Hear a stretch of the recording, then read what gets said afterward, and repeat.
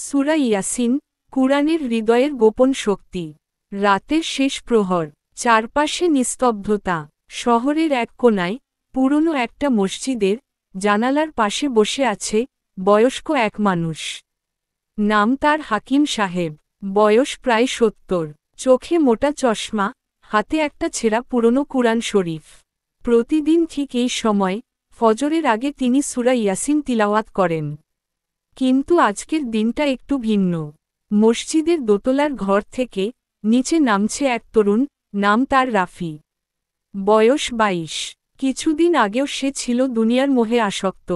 কিন্তু কয়েকদিন আগে তার এক ঘনিষ্ঠ বন্ধু আকস্মিক সড়ক দুর্ঘটনায় মারা যায়। এ মৃত্যুর ধাক্কায় রাফির মন বদলে যায়। আজ সে এসেছে হাকিম সাহেবের কাছে জানতে চায়, আসলে কি এমন আছে সূরা ইয়াসিনে, যে আপনি এত বছর ধরে প্রতিদিন পড়েন? হাকিম সাহেব হালকা হেসে বললেন, তুমি কি জানো, সব কিছুর একটি হৃদয় থাকে। যেমন মানুষের শরীরের হৃদয়, তেমনি কুরআনেরও একটি হৃদয় আছে। আর সেটা হলো সূরা ইয়াসিন। রাসূলুল্লাহ সাল্লাল্লাহু আলাইহি ওয়াসাল্লাম নিজে বলেছেন, সূরা ইয়াসিন কুরআনের হৃদয়। যে একবার এটিকে পড়ে, আল্লাহ তার জন্য ১০ বার কুরআন পড়ার সওয়াব দেন। রাফি অবাক হয়, কিন্তু কেন, একটা সূরা এত গুরুত্বপূর্ণ কেন? হাকিম সাহেব বললেন, তুমি যদি সূরা ইয়াসিন মনোযোগ দিয়ে পড়ো, দেখবে এটা মানুষকে মৃত্যুর কথা মনে করিয়ে দেয়, কিয়ামতের ভয় দেখায়, জান্নাতের সুসংবাদ দেয়, আর আল্লাহর একত্বের উপর বিশ্বাস দৃঢ় করে। এটা যেন এক গভীর আয়নার মতো, যেটায় একজন মুসলিম নিজের অবস্থান দেখতে পারে। এরপর তিনি শুরু করেন সূরার প্রথম কিছু আয়াত তিলাওয়াত। তার কণ্ঠে কম্পন, যেন প্রতিটি শব্দ বুকের ভেতর কাঁপুনি ধরায়। হাকিম সাহেব এবার রাফির চোখে চোখ রেখে বলেন, এই সূরা কেবল পড়ার জন্য নয়, হৃদয়ে ধারণ করার জন্য। যে ব্যক্তি প্রতিদিন সূরা ইয়াসিন পড়ে, আল্লাহ তার মৃত্যুকে সহজ করে দেন। এমনকি মৃত্যুর সময় এই সূরাটি পড়া বা শোনানো হলে মৃত্যু সহজ হয়ে যায়। হাদিসে আছে, তোমরা তোমাদের মৃতদের কাছে সূরা ইয়াসিন পড়ো। রাফি তখন ফিসফিস করে বলে, আমার বন্ধুর মৃত্যুটা হঠাৎ হয়েছিল। যদি আমি আগে জানতাম। হাকিম সাহেব বললেন, ৩৫০০ বছর আগের এক ঘটনা। এক জনপদ ছিল পাহাড় ঘেরা, সবুজে ভরা। নাম ছিল আন্তাকিয়া। শহরের মানুষ ছিল খুবই ধনী। কিন্তু একই সাথে তারা ছিল গর্বিত, অবাধ্য এবং কুফরি চিন্তায় ডুবে থাকা এক জাতি। আল্লাহ তাআলা তাদের হেদায়েতের জন্য পাঠালেন ২ জন রাসূল। সকালবেলা শহরের চত্বরে দাঁড়িয়ে সেই ২ জন পয়গম্বর বলতে শুরু করলেন, হে আমার জাতি, আমরা তোমাদের কাছে আল্লাহর পক্ষ থেকে প্রেরিত। তার দাস হও, আল্লাহকে এক মনে, একমাত্র রব মনে করো। কিন্তু লোকেরা কেমন করল জানো? তারা রাসূলদের উপহাস করল, বলল, তোমরা আমাদের মতোই মানুষ। আল্লাহ কোনো মানুষকে রাসূল করে না। যদি তোমরা চুপ না করো, আমরা তোমাদের পাথর ছুঁড়ে মারব। রাসূলরা ধৈর্য হারালেন না। তারা বললেন, আমাদের কর্তব্য শুধু পরিষ্কার করে সত্য পৌঁছানো। তোমাদের কল্যাণ আমাদের কাছে প্রিয়। তবুও লোকেরা ধমক দিল, অপমান করল। তখন আল্লাহ তাআলা সেই ২ জনের পাশে পাঠালেন ৩য় রাসূল। ৩ জন একসাথে দাঁড়িয়ে সত্যের কথা বললেন। কিন্তু কুফরি জাতির অন্তর ছিল পাথরের মতো। ঠিক তখনই দূরের এক পাহাড়ি গ্রাম থেকে ছুটে এলো এক মানুষ। হাঁপাতে হাঁপাতে এসে সে বলল, হে আমার জাতি, এই রাসূলদের অনুসরণ করো। তারা কোনো বিনিময় চায় না। তারা সত্য পথে আছে। আমি কেন সেই সত্তার ইবাদত করব না, যিনি আমাকে সৃষ্টি করেছেন? তোমরা কি তার কাছে ফিরে যাবে না? লোকটির নাম ইতিহাসে লেখা নেই, কিন্তু আল্লাহ তাকে রাজুলুন, একজন পুরুষ বলে বিশেষ সম্মান দিয়েছেন। তাফসীরবিদদের মতে তার নাম হতে পারে হাবিব নজ্জার। কুফরি জাতি ক্ষেপে গেল, তুই কে আমাদের শিখাতে এসেছিস? বলে তারা তাকে মেরে ফেলল। লোকটি শহীদ হয়ে গেল, কিন্তু তার মৃত্যুটা সাধারণ ছিল না। আল্লাহ তার রূহ তুলে নিলেন এবং সঙ্গে সঙ্গে জান্নাত দেখিয়ে দিলেন। কুরআন বলে, তাকে বলা হলো, জান্নাতে প্রবেশ করো। সে বলল, হায়, আমার জাতি যদি জানত আমার রব কেমন করে আমাকে ক্ষমা করেছেন এবং আমাকে সম্মানিত করেছেন। হাকিম সাহেব এবার থামলেন, তার চোখে অশ্রু। রাফি তখন গভীর মনোযোগে শুনছে। তিনি বললেন, রাফি, দেখো, একটি শহীদ লোক, যার নাম আমরা আজও জানি না, সে শুধু সত্য কথা বলেছিল, বিনিময়ে জীবন দিয়ে দিল, কিন্তু আল্লাহ তাকে অমর করে রাখলেন কুরআনের আয়াতে।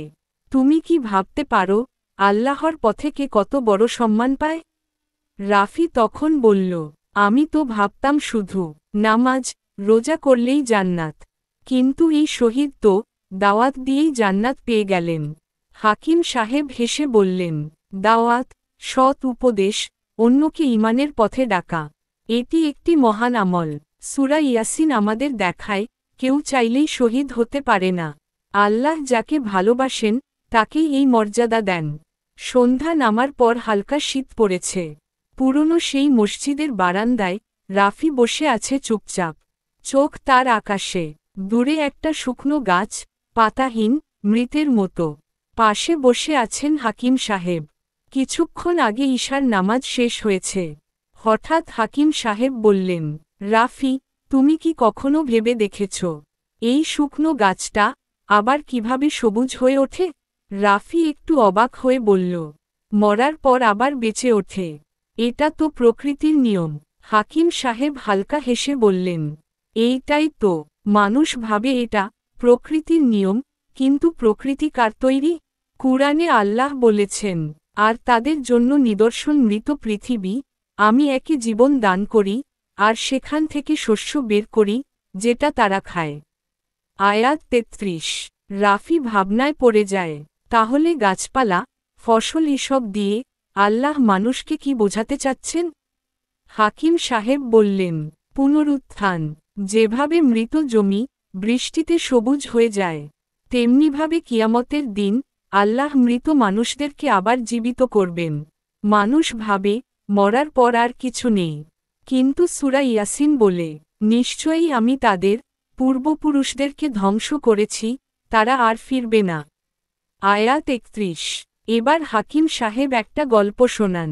একসময় এক গ্রামে বছরব্যাপী খরা চলছিল। জমি ফেটে গিয়েছিল, গাছগুলো মরে গিয়েছিল, মানুষ হতাশ হয়ে পড়েছিল। হঠাৎ একদিন আকাশে কালো মেঘ, বজ্রপাত, তারপর টানা বৃষ্টি। মৃত জমিতে প্রাণ ফিরে এলো, ফসল জন্মালো, পাখিরা ফিরল, শিশুরা মাঠে দৌড়াল। এই চিত্রটি আল্লাহ কুরআনে বলেন, মৃত জমিকে আমি জীবন দান করি। রাফি চুপ করে শোনে। তাহলে কি কিয়ামতের দিন আল্লাহ আমাদের শরীরও এমন করে আবার বানাবেন? হাকিম সাহেব বললেন, ঠিক তাই।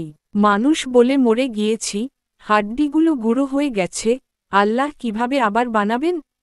কিন্তু কুরআনে উত্তর আছে। সে আমাদের জন্য এক উপমা দাঁড় করায়, অথচ নিজের সৃষ্টি ভুলে যায়। বলে, কে এই হাড়গুলোকে জীবিত করবে যখন এগুলো পচে যাবে? বলো, যিনি প্রথমবার সৃষ্টি করেছেন তিনিই তা জীবিত করবেন। আয়াত ৮০ ও ৮১। হাকিম সাহেব বললেন, তুমি কি জানো, রাত দিন, সূর্য চাঁদ সবই আল্লাহর নিদর্শন? রাত তাদের জন্য নিদর্শন, আমি তা থেকে দিনকে সরিয়ে দেই, তখন তারা অন্ধকারে থাকে। সূর্য তার নির্দিষ্ট পথে চলে, এটা পরাক্রমশালী ও জ্ঞানীর আদেশ। চাঁদ, তার জন্য আমি মান ঠিক করে দিয়েছি। সূর্য কখনো চাঁদের সঙ্গে মিলিত হয় না, রাতও কখনো দিনের আগে আসে না। সূরা ইয়াসিন, আয়াত ৩৭ থেকে ৪০। রাফি চুপ করে তাকিয়ে থাকে আকাশের দিকে। একটা বিশাল চাঁদ উঠেছে। সে বলল, আমি তো এসব প্রতিদিন দেখি, কিন্তু আগে কখনো ভাবিনি যে এগুলো আল্লাহর নিদর্শন। হাকিম সাহেব বললেন, এই জন্যই কুরআন বলে, তারা কি দেখে না আমি তাদের সামনে আমার নিদর্শন রেখেছি? মানুষ চোখে দেখে, কিন্তু অন্তরে বুঝে না। সূরা ইয়াসিন মানুষকে চোখ দিয়ে নয়, হৃদয় দিয়ে দেখতে শেখায়। আল্লাহ বলেন, তাদের সামনে আমি এক বেষ্টনী সৃষ্টি করেছি, এবং তাদের পেছনেও আমি তাদের ঢেকে দিয়েছি, ফলে তারা কিছুই দেখতে পায় না। আয়াত ৯। যে ব্যক্তি আল্লাহর নিদর্শন দেখে না, তার চোখ অন্ধ নয়, তার হৃদয় অন্ধ। রাফি এবার দাঁড়িয়ে উঠে বলে, হাকিম সাহেব, আমি আজ পৃথিবীকে নতুন করে দেখলাম। ফসলের জন্ম, রাত দিনের আবর্তন, চাঁদের গতি, সব যেন আমার জন্য ভাষা হয়ে গেছে। আল্লাহ কি চাচ্ছেন, আমি যেন বুঝি, আমি যেন ভয় পাই, যেন প্রস্তুত হই। হাকিম সাহেব বললেন, তুমি ঠিক বলেছ। সূরা ইয়াসিন শুধু একটি সূরা নয়, এটি হল হৃদয় জাগানোর আহ্বান। যে বুঝে, সে রক্ষা পায়। রাত গভীর, চারদিকে নীরবতা। মসজিদের বারান্দায় আজ যেন বাতাসও স্তব্ধ হয়ে গেছে। রাফি আজ মনমরা। কুরআনের আয়াতগুলো তার হৃদয় নাড়া দিচ্ছে। কিছুক্ষণ আগে সে সূরা ইয়াসিনের এই আয়াত পড়েছে, আজ আমি তাদের মুখে শিল লাগিয়ে দেব, আর তাদের হাত বলবে যা তারা করেছে, এবং তাদের পা সাক্ষ্য দেবে তারা কি কি করত। আয়াত ৩৬ থেকে ৬৫। সে ধীরে ধীরে বলে উঠল, হাকিম সাহেব মুখ চুপ থাকবে, আর হাত পা কথা বলবে? হাকিম সাহেব তখন শান্ত কণ্ঠে বললেন, হ্যাঁ রাফি, কিয়ামতের দিন মানুষের মুখ বন্ধ করে দেওয়া হবে। যারা দুনিয়াতে মিথ্যা বলেছে, গীবত করেছে, অহংকার করেছে, তাদের মুখ আর কিছু বলবে না। কিন্তু হাত বলবে, হে আল্লাহ, আমি এই কাজ করেছিলাম, হারাম জিনিস ধরেছিলাম, কাউকে আঘাত করেছিলাম। পা বলবে, আমি হারাম জায়গায় গিয়েছিলাম, অন্যায়ের পাশে দাঁড়িয়েছিলাম। রাফির চোখ বড় হয়ে গেল। আমার নিজের অঙ্গ প্রত্যঙ্গ আমার বিরুদ্ধে সাক্ষ্য দেবে? হাকিম সাহেব বললেন, হ্যাঁ, আল্লাহ সেদিন প্রতিটি অঙ্গকে বলার ক্ষমতা দেবেন। সেই দিন কেউ পালাতে পারবে না।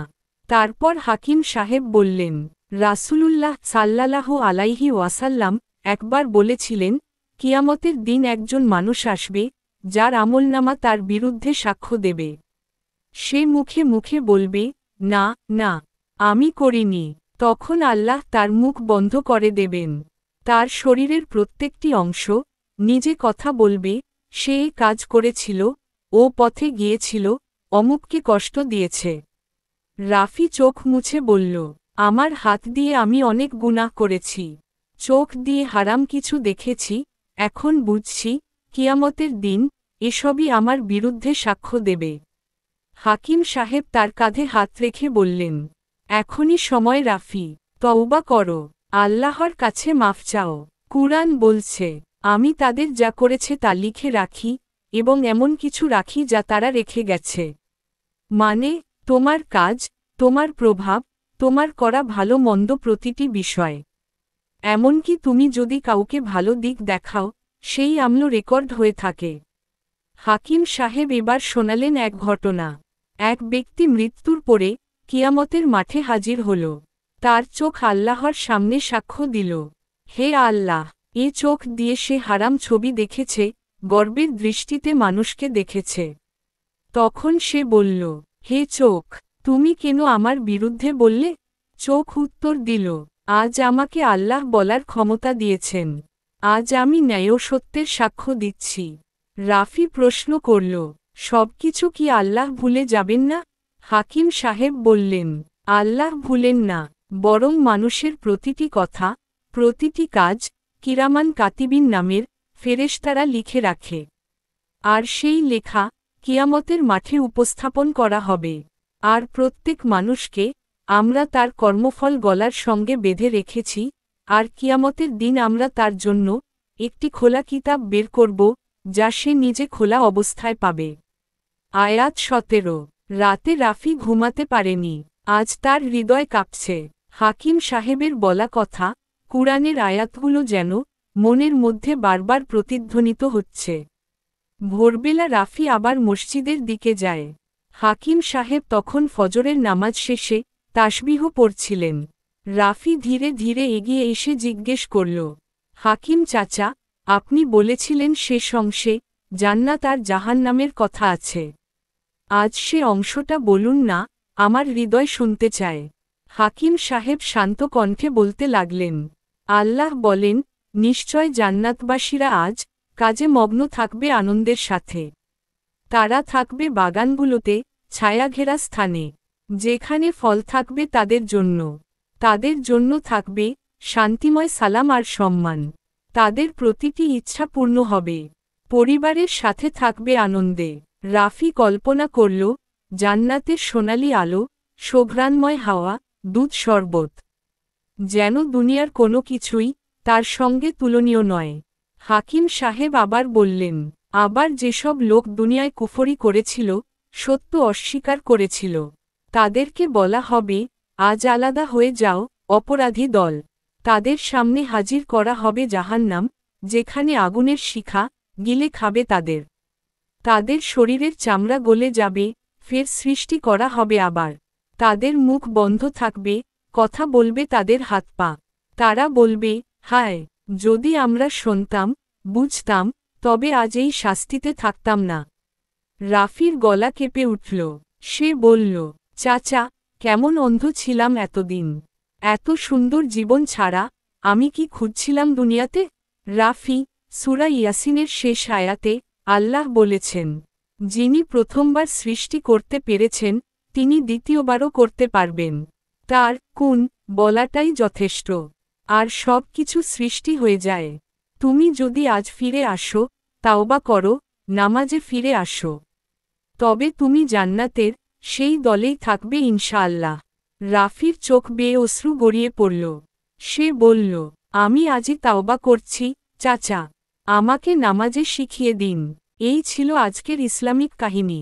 যদি গল্পটি আপনার হৃদয় ছুঁয়ে যায়, বা আপনি কিছু শিখতে পারেন, তাহলে একটি লাইক দিয়ে আমাদের উৎসাহিত করুন। আপনার মতামত কিংবা পরামর্শ কমেন্টে জানাতে ভুলবেন না। এমন আরও হৃদয়ছোঁয়া ইসলামিক গল্প পেতে এবং দিনের বার্তা ছড়িয়ে দিতে আমাদের চ্যানেলটি এখনই সাবস্ক্রাইব করে ফেলুন। ইনশাআল্লাহ আমরা একসাথে সত্য ও শান্তির পথে এগিয়ে যাব।